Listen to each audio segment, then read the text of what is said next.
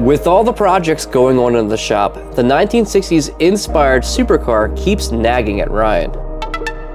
Are they building the headlights right? The internet has many opinions on that matter. But one thing is for certain, that this car needs to be perfectly built. It is a supercar, after all. Perfection doesn't come without a few mistakes, and at the end of the day, this car will be badass.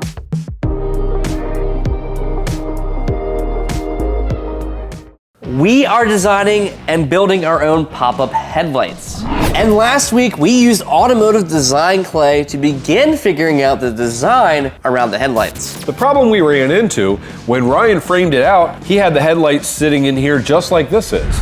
You'll notice that the headlight is leaning to the outside of the car, but what we really need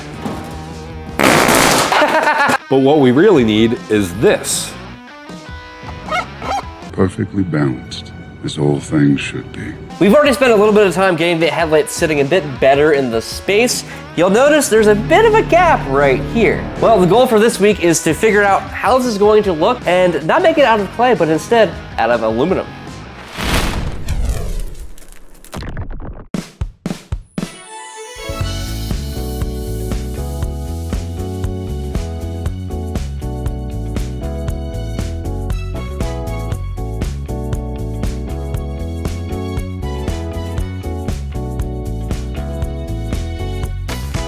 So like we mentioned earlier, the light is now located where we need it to be in this orientation, which gives us a big gap around the edges. So what I'd like to do is remove all the clay now that we know roughly the idea of design, and we're gonna start over again, but not with clay.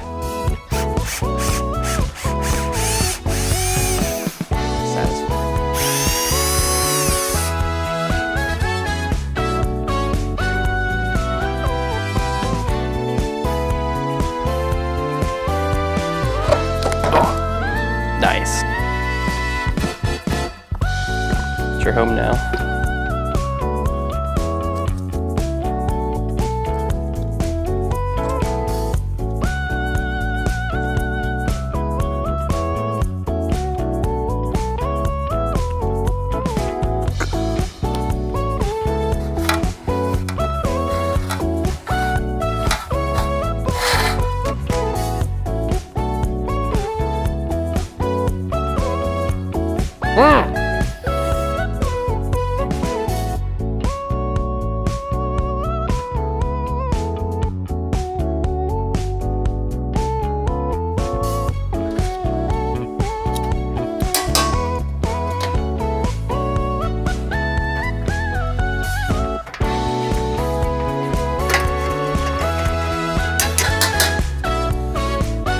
Okay.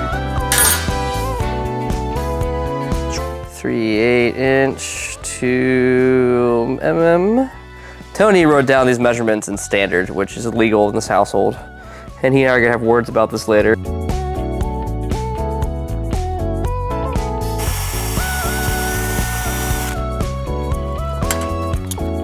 There you go.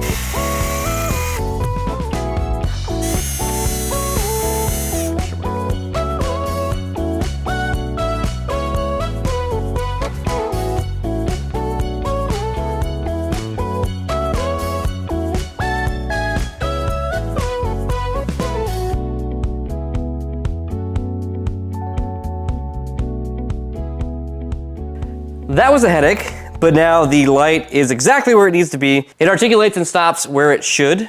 The next step is to identify how our scallop's going to be along the side, because on the clay, we did front and back. And that was because I forgot about the whole rolling the light this way thing. Now let's roll the right way. We have a giant gap that's gonna be part of the scallop. So the idea is to make the scallop heavy towards the inside and then like taper off to almost nothing on the outside. So I'm going to identify the line of the scallop. We're going to mark that on the aluminum here, then we're gonna cut it out. Step one of, or is it like step like 80 at this point? I don't really know. Yes, step yes.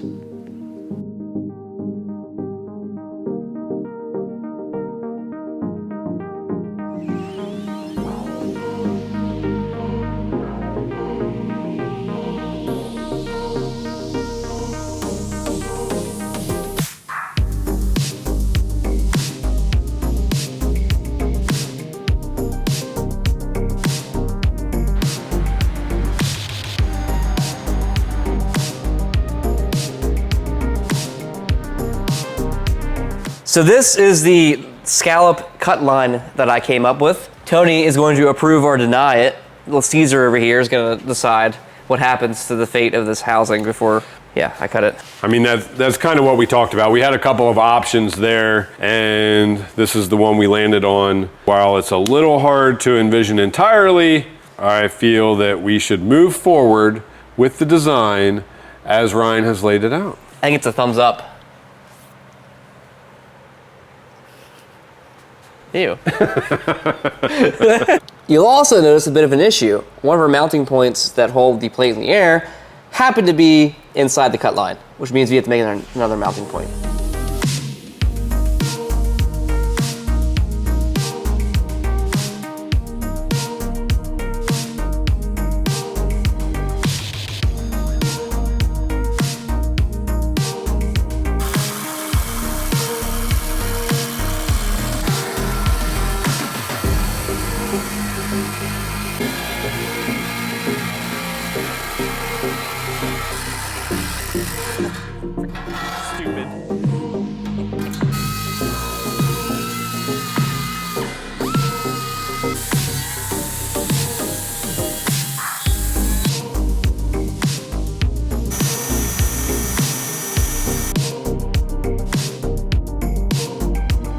Were you saving that for something? Yeah.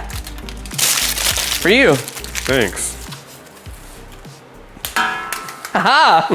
I was a little concerned about the way this shape was going to flow into where we had this window, so I just laid some of Ryan's foil out and taped it in place, and I think it's gonna work. So now I've got to determine the shape of the next hoop and where it's going to lie.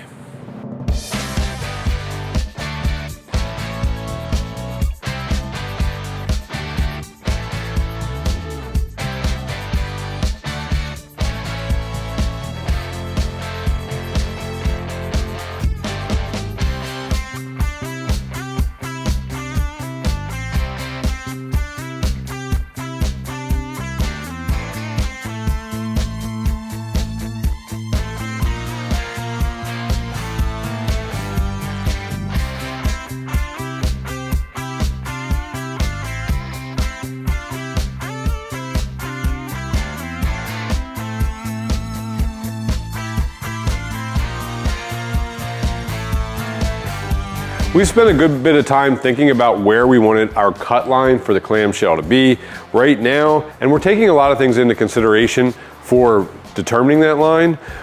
Big one is the engine compartment and access to the engine. The other is the aesthetics and the roll bar. And the last is that, you know, the two parts are just going to come away from each other cleanly. And this is the line that we have come up with. I feel like every week this hole gets bigger. I just know a problem right there. Yeah. I have a solution. We just bend the bracket I think sideways we can a little twist bit. it, yeah. And then we'll be fine. A little. Weep, weep. Look at that. Problem solved. We're right up to the edge. That's close enough. All right. So here's where we're at. We need to make a little dish around the light. The clay did not work because we didn't have a backing to work off of, and clay doesn't just float in the air and doesn't build out, like bridge out very well. So. And it seemed excessive to build a backer for the clay for this. Exactly. So the plan now is to use tape. And we'll layer some tape in the dish that we like for the scallop the whole way around and use that for the pattern. This video has been paid for and sponsored by Armra.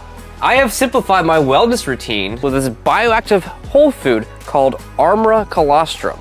Colostrum is a dairy bioactive whole food produced by mammals in the first 48 to 72 hours after giving birth. It is the first nutrition that we receive, and it contains vital nutrients that our body needs to survive. Armra delivers the power of colostrum to us in a digestible form of over 400 functional nutrients like peptides, antibodies, and antioxidants that support your cells, gut, immune system, and so much more. These nutrients have been shown to fuel performance, recovery, and increase lean muscle mass and tissue repair. 3 to 4 scoops is recommended, but because it's a bioactive whole food, you can up your scoops as much as you please. we've worked out a special offer for you guys. Receive 15% off your first order. Go to tryarmora.com/crucible or enter code CRUCIBLE to get 15% off your first order. That's tryarmra.com/crucible. Huge thanks to Armora for sponsoring this video. Sponsorships like this keep the channel rolling.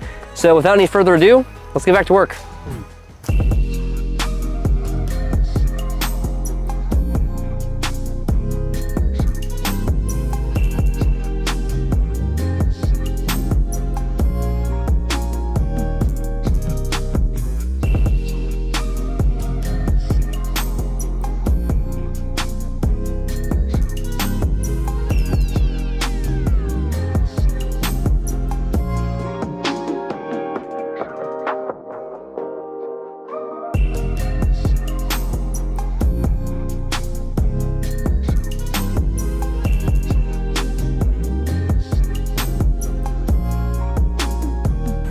Look at that. Wow, nice job with your masking tape, Ryan. That is a great tape job. I'm so proud of you.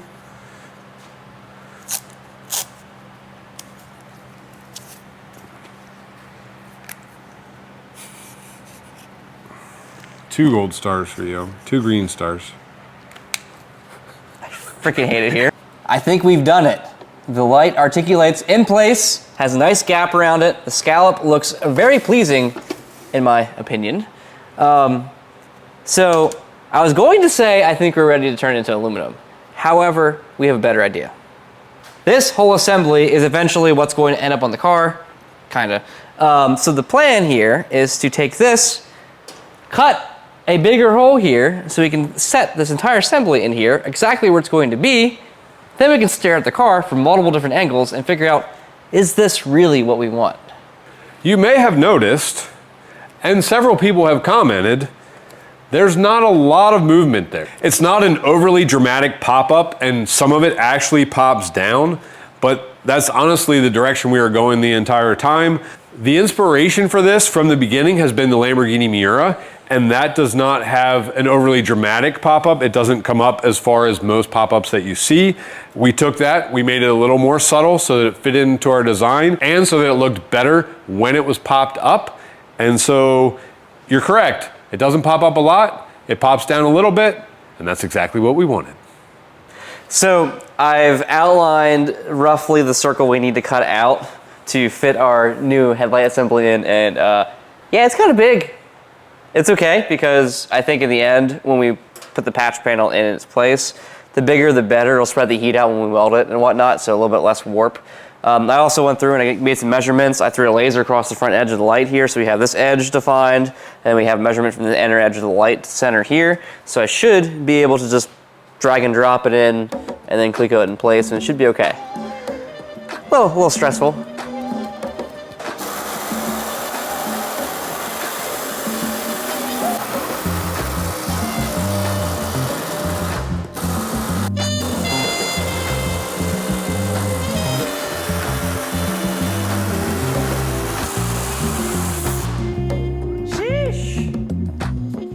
Is the shape of that right enough? I don't know how close you tried to get that. Is the shape of you right enough? Yeah? No, actually.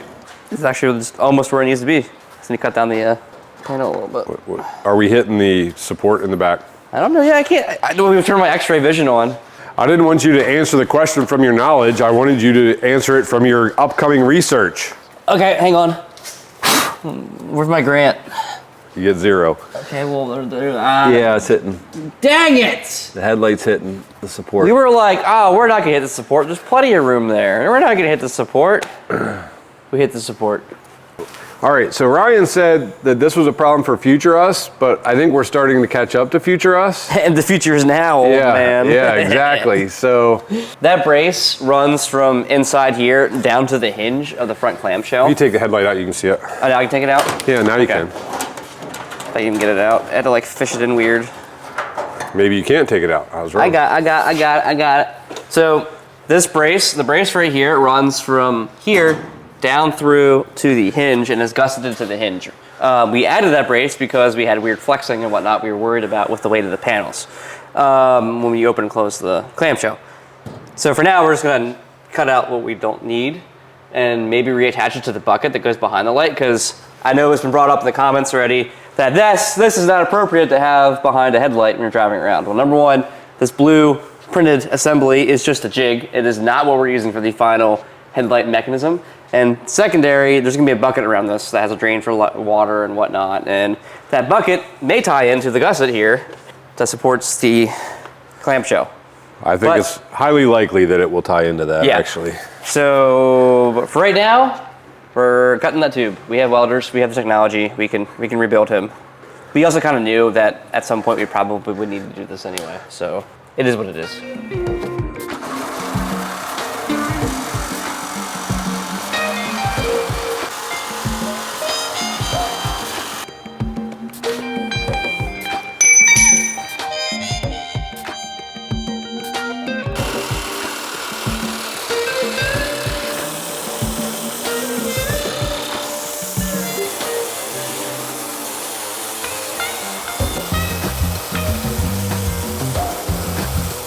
It's got to get worse before it gets better.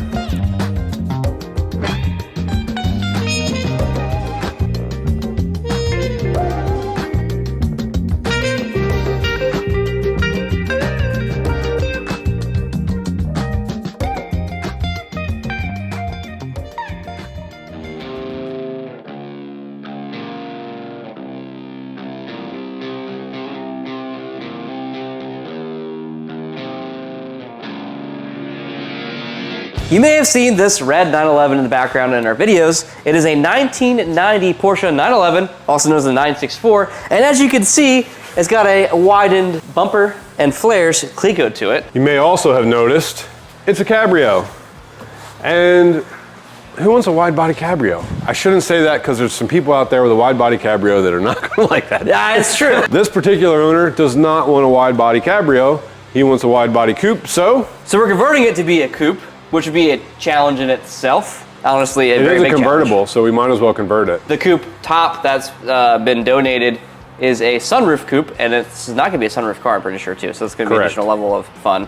But yeah, so this is gonna be converted to a wide body. We'll be welding flares on it. You can already see we have the OEM turbo bumper front and rear on the car. And you'll see this in the background of some Jigsaw videos as we continue to work on it behind the scenes. Because at the end of the day, we still have a Porsche shop here doing custom work and service work and everything else, and Jigsaw is our side gig. This is our bread and butter, and I love wide bodying cars. I think I wide body more cars than I can count to, so. He can't count very high. Yeah, So it's been a week for us. Everybody here has been very sick the entire week. This is currently Friday, what you've watched. And it's been a short week. Yeah, it's already been a short week. We had Monday off, and then everyone was sick. And then we had a very large project get picked up and leave that needed a lot of our attention last minute. And yeah, so that's why we didn't get super duper far. However, we made a lot of big decisions and headway in the design. This matches what my vision for this area of the car was from the beginning. So I'm very happy about that. This is what we wanted it to look like. Yeah, and if it didn't translate well into the camera, currently our scallop is basically center between this cut line and the edge of the nose, we'll call it, I guess, because it's not really a fender. So the scallop balances everything out, and we are very pleased with it, which means we can move forward now with turning it into aluminum and making our actual headlight motorized mechanism instead of the blue jig that's living behind here that is not staying in the car. The next steps are to make both sides out of aluminum, make our headlight assemblies, motorize them, and we'll have headlights. Yeah. And we also get to put projectors inside them too and some other things. It's not that simple, unfortunately. This is a ton of work. Headlights from scratch. Yes, we could have gone off the shelf and used like a 928 headlight, but let's be real, 928 headlights only look good on a 928, and that is still debatable depending on who you are. And I'm pretty sure the 928 actually ripped off the Miura headlights, and the Miura did it better. Yes, and this is basically a Miura headlight right now. And I feel like we did it just a little bit better than the Miura did. Ooh. I'm fired up.